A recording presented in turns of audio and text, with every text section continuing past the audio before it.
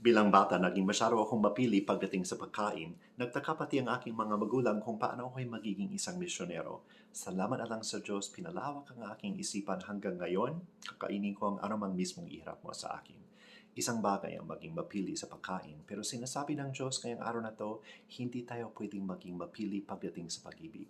Pinipili kasi tayo ng Diyos upang ibigin tayong lahat.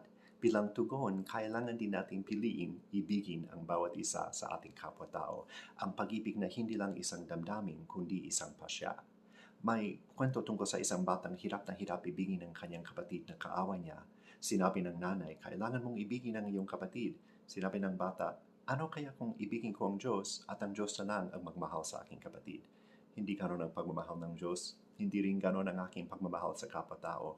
Pinipili uli tayo ngayon ng Diyos upang ibigin tayo. Piliin din sana natin ibigin ang bawat isa kapwa nating tao.